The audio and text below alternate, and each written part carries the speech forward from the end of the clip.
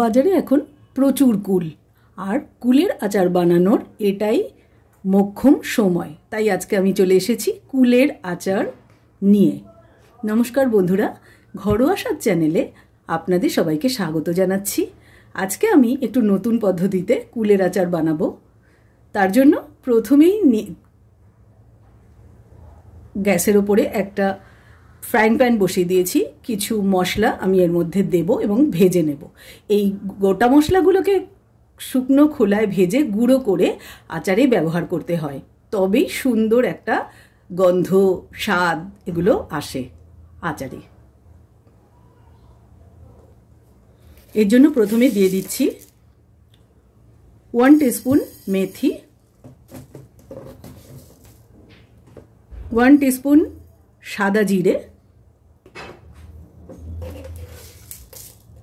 1/2 teaspoon দিচ্ছি 5 ফোড়ন, ধনে, গোটা ধনে দিচ্ছি 2 টিস্পুন, ধনেটা একটু বেশি লাগে। আর দিচ্ছি মৌরি, এটাও 1 টিস্পুন।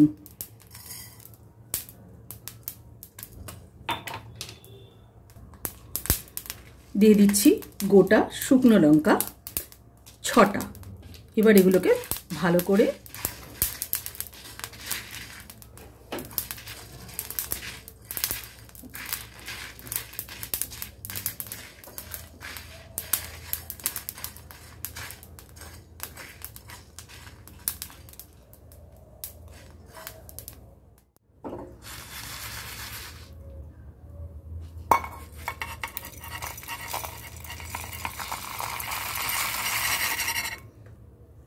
সব মশলাগুলো ভেজে নিয়েছি।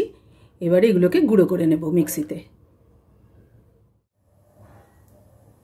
মশলাটা গুঁড়ো করে নিয়েছি। এবারে আচার বানানোটা শুরু করছি। গ্যাসের উপরে বসিয়ে দিয়েছি একটা কড়াই। এবারে আমি অন্য ধরনের যে আচারটা বানাচ্ছি সেটা আপনাদেরকে দেখাবো।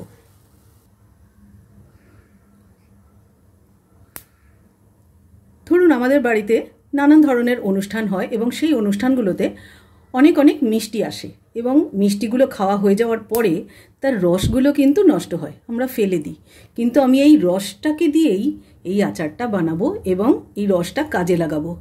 পয়সা দিয়ে কিনে আনা জিনিস নষ্ট কেন করবেন? এই ধরনের অনেক জিনিস আমরা সংসার করতে গিয়ে ফেলে দিই, নষ্ট করি, ছড়িয়ে ছিটিয়ে একে ওকে দিয়ে দিই।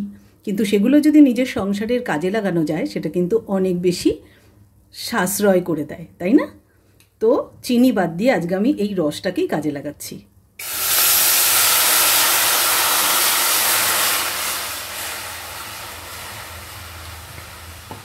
তবে এইটুকু রসে হবে না, কারণ আমার কাছে 1 কেজি কুল আছে।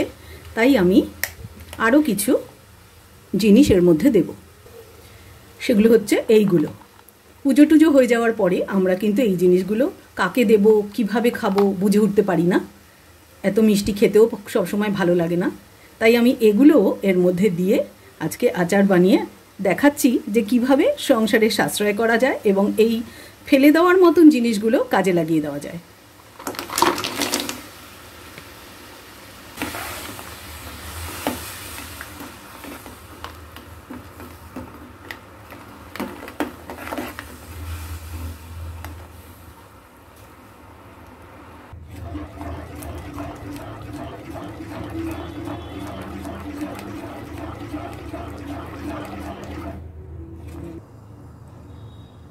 এবারে অর্ধেক লেবু এর মধ্যে চিপে দিয়ে দিচ্ছি।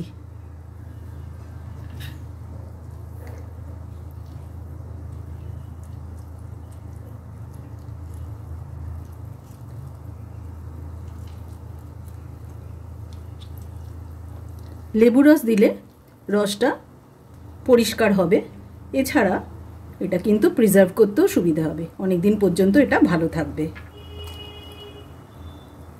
দিয়ে দিলাম লেবুর রসটা, একটু মিশিয়ে দিলাম।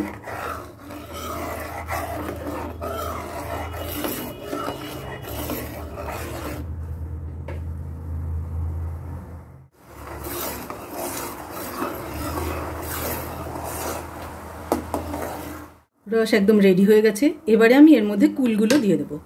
কুলগুলো আমি এইভাবে রেডি করেছি, দেখুন এর বোটাটা ছিঁড়ে দিয়েছি আর একটু ফাটিয়ে দিয়েছি।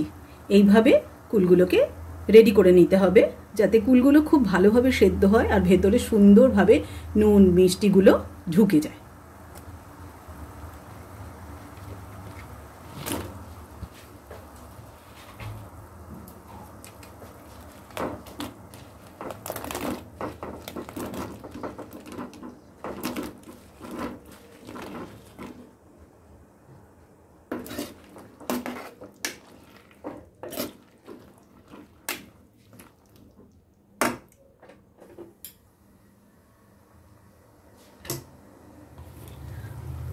কুলগুলো ফুটতে শুরু করে দিয়েছে, এবার আমি এর মধ্যে দিয়ে দেবো স্বাদ মতো লবণ। স্বাদটা কিন্তু দেখেই লবণ দেবেন, প্রয়োজনে একবার টেস্ট করে নিয়ে তারপরে আবার দেবেন।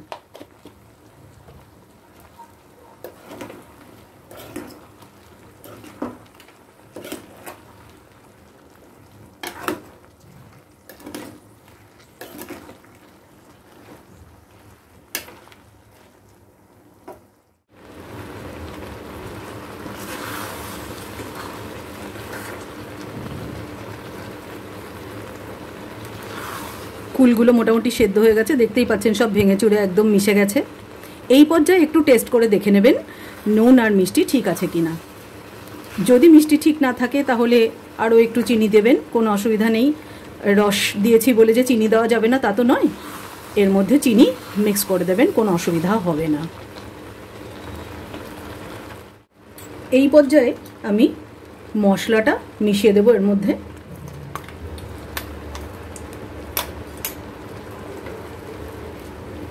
ভাজা মশলা যেটা আগে বানিয়ে রেখেছিলাম সেটা মিশিয়ে দিলাম।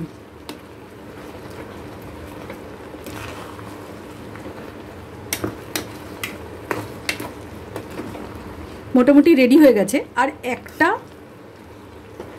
জিনিস দিতে বাকি আছে, সেটা এখন আমি দেব।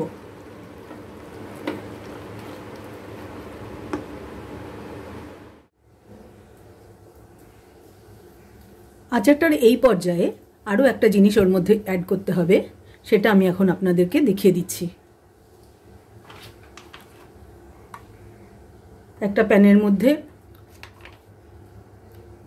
2 টিস্পুন মতো সর্ষের তেল নিলাম। এবার এর মধ্যে দিয়ে দেব শুকনো লঙ্কা। সর্ষের তেলটা একটু গরম হয়ে গেছে, এবার এর মধ্যে লঙ্কাগুলো দিয়ে দিলাম।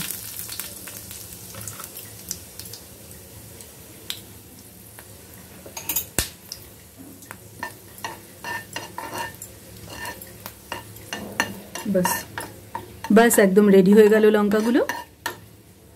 এবারে এগুলো আমি আচারের সঙ্গে মিশিয়ে দেব। একটু সরষের তেল দিতে হয়, না হলে আচার অনেক দিন ভালো থাকে না।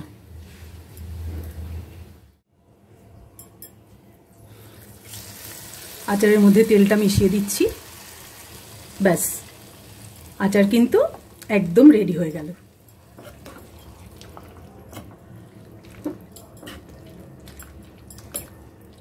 এই সহজ পদ্ধতিতে আপনারাও কিন্তু আচার বানিয়ে 1 বছর সংরক্ষণ করে রেখে দিতে পারবেন। আমি আজকে চিনি ছাড়া বানালাম বা গুড় ছাড়া বানালাম, কিন্তু আপনারা যদি চিনি বা গুড় দিয়ে বানাতে চান সেই রেসিপি কিন্তু আমার চ্যানেলে রয়েছে, চাইলে আপনারা সেটা চেক করতে পারেন। আজকে আমি একটু অন্যরকমভাবে করলাম, যে আমাদের ঘরে যেসব ফেলে দেওয়া জিনিস তেমন একটা কাজে লাগে না, সেই জিনিসগুলো দিয়ে কিভাবে আপনি কাজে লাগাতে পারবেন, আচার বানাতে পারবেন বা আরও অনেক কিছুই বানাতে পারবেন। হয়তো আস্তে আস্তে আমি আমার চ্যানেলে এগুলো নিয়েও আসবো। তো এইভাবে আপনি কিন্তু ফেলে দেওয়া জিনিস কাজে লাগিয়ে প্রয়োজনীয় জিনিস বানিয়ে নিতে পারেন। আচার একদম রেডি হয়ে গেছে, খেতেও কিন্তু দুর্দান্ত হয়েছে। আমি এইমাত্র টেস্ট করে দেখলাম। তাহলে আর দেরি কেন, এক্ষুনি বানিয়ে ফেলুন। আর কমেন্ট করে অবশ্যই কিন্তু আমাকে জানাবেন। আর লাইক দিতে একদমই ভুলবেন না, সাবস্ক্রাইবটাও করে দেবেন যদি আপনারা আমার চ্যানেলে নতুন বন্ধু হয়ে থাকেন। তাহলে বন্ধুরা, আজকের ভিডিওটা এখানেই শেষ করছি। নমস্কার, ধন্যবাদ।